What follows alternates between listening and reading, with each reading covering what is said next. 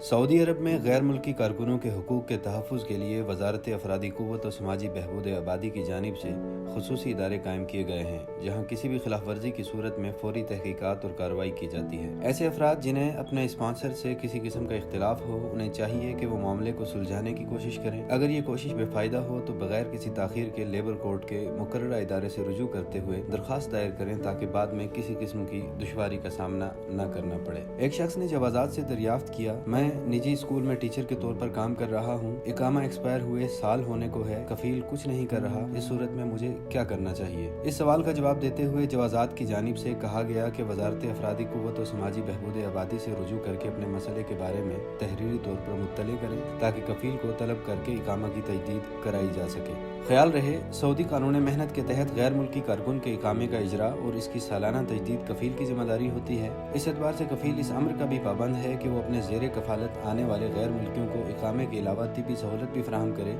जिसके लिए medical insurance का कानून नाफिज है। खरूज ओहदा पर जाकर वापस न आने वालों को ये ख्याल रखना होगा कि वो किस तारीख को ममलिकत से गए थे। दूसरा अहम नुक्ता जिसके बारे में अक्सर लोग गलत फहमी का शिकार हो जाते हैं, वो ये कि सऊदी अरब में इकामा और खरूज ओहदा का निज़ाम हिजरी कैलेंडर के हिसाब से किया जाता है, जिसे कमरी कैलेंडर भी कहा जाता है। इस एतबार से खरूज ओहदा की मुद्दत का तयन करना ज़रूरी है, वो भी सऊदी अरब में मुरवजा कैलेंडर के हिसाब से, ताकि गलती का इम्कान न रहे। इस खबर और दीगर खबरों की तफसील जानने के लिए विज़िट कीजिए urdunews.com।